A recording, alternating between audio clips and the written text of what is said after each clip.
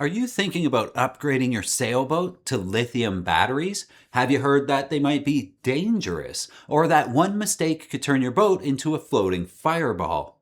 Are you confused by the difference between lithium iron phosphate, lithium ion, Tesla batteries, e-bike batteries, and the marine lithium batteries sitting on the shelf at your local chandlery? And if lithium really is safe, then why do we keep hearing stories about battery fires that are almost impossible to put out? Today, we're going to sort out the panic from the practical, look at what actually goes wrong, and ask the question every sailor should be asking before they make the switch. Is lithium dangerous, or is bad lithium dangerous?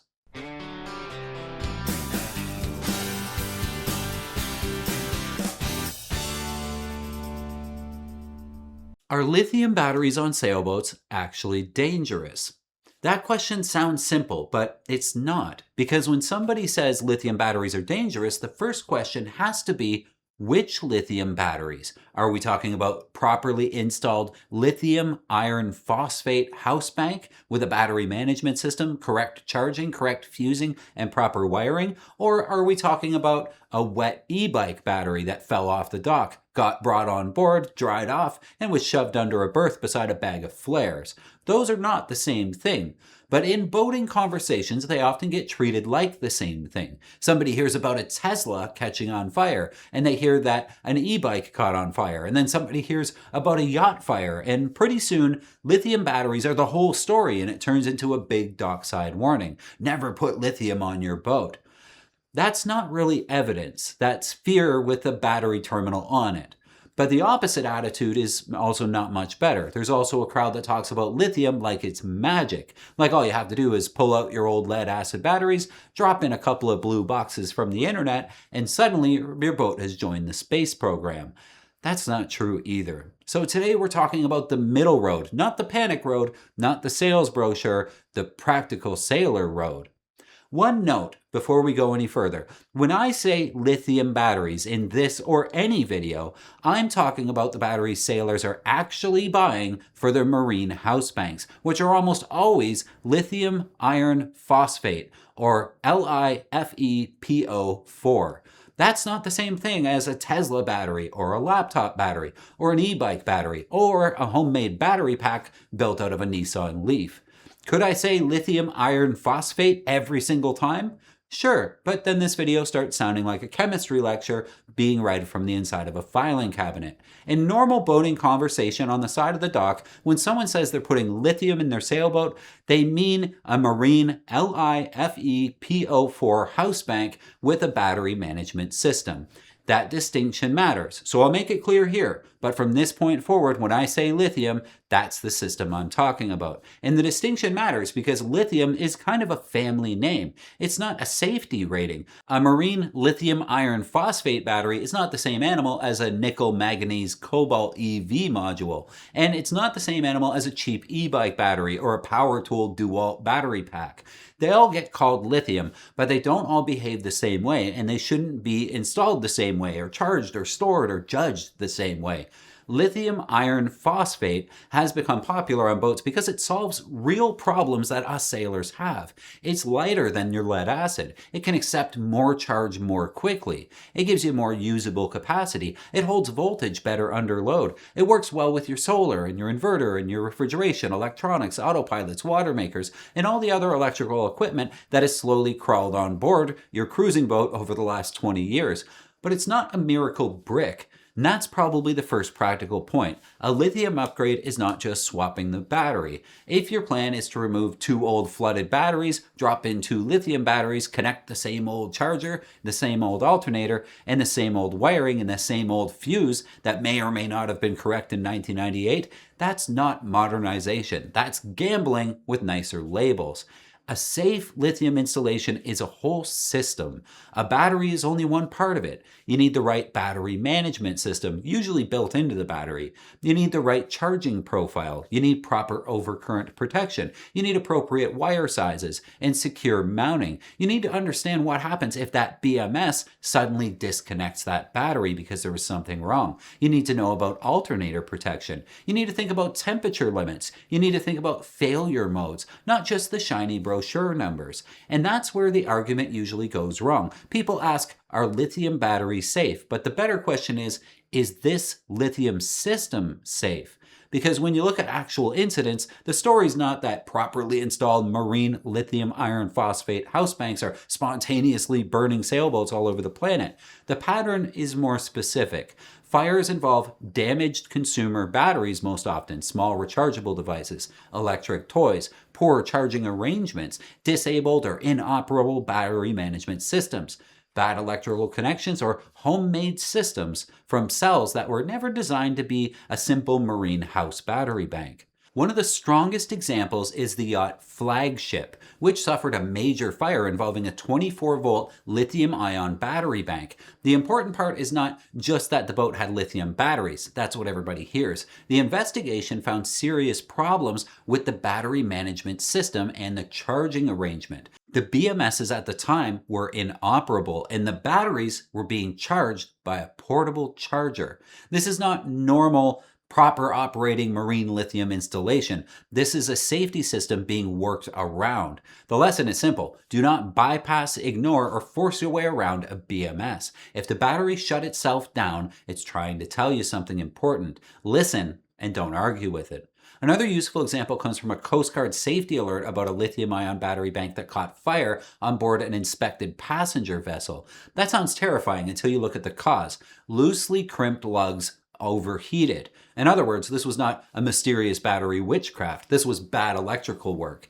And that should get every boat owner's attention because loose lugs, poor crimps, undersized cables, corroded terminals, and questionable electrical work are not rare on boats. It's actually quite common. You can find them under quarter berths everywhere, quietly waiting for their villain origin story. So yes, lithium can be involved in a fire, but sometimes the cause is the same old problem that causes fires on boats with any battery chemistry: heat where heat did not belong.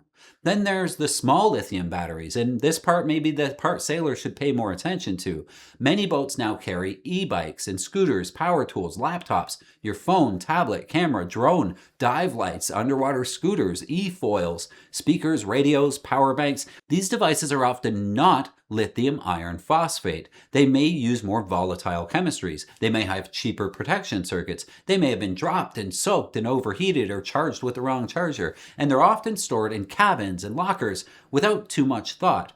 The yacht Kanga is a good cautionary tale. Investigators concluded that the probable seat of the fire was lithium-ion batteries for electric surfboards stored in the yacht's garage. There was also evidence that some of those battery packs had suffered seawater leakage before the fire. This is not normal marine house bank story. This is a story about high-energy consumer toys, saltwater damage, storage, detection, and containment.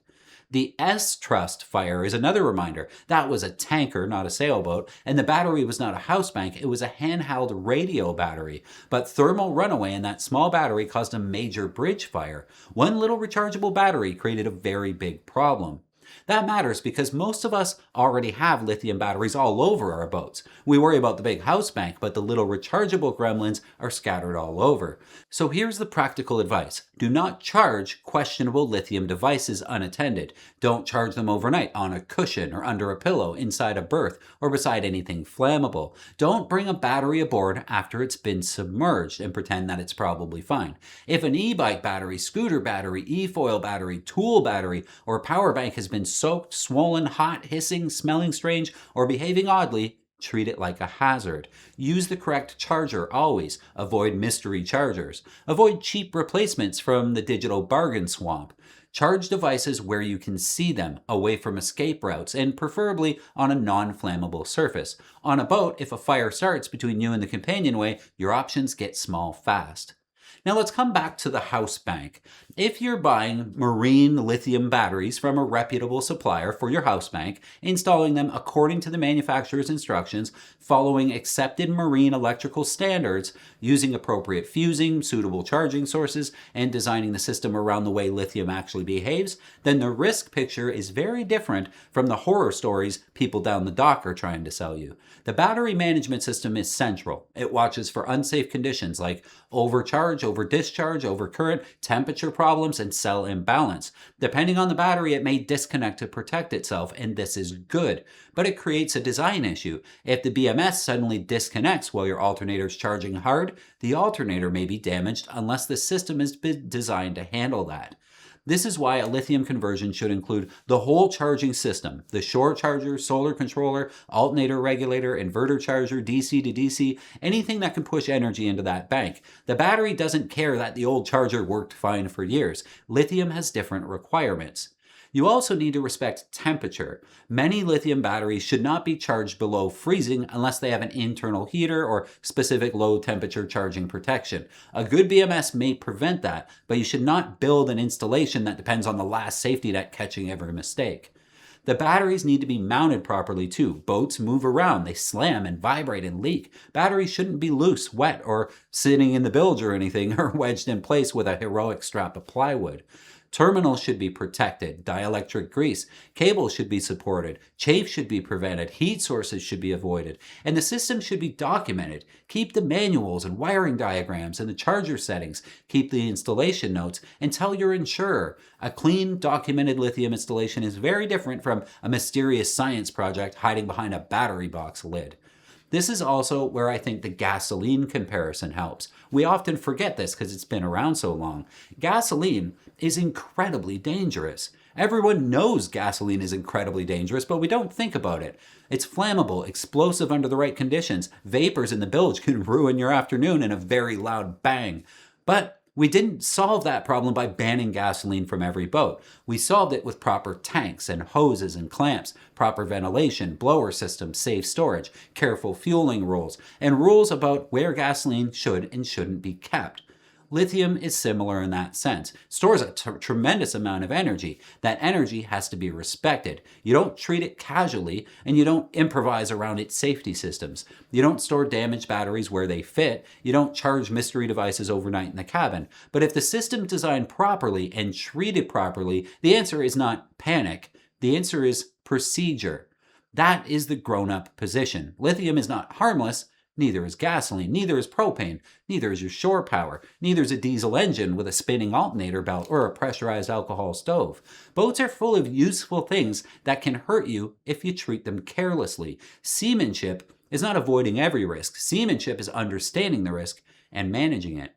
If you have more questions, check out this great article we have on the site called Lithium Batteries for Small Boats, Install Guide. An electrical technical engineer guides small boat owners towards a safer lithium battery wiring option, which includes a bidirectional DC to DC converter. A great read. I'll leave a link in the description for you. While you're here, don't forget to give this video a thumbs up. It really helps us out, but also it lets YouTube know that you like sailboat videos, so it'll show you more of them. How cool is that? Leave a comment and hit subscribe so I can see you again next time.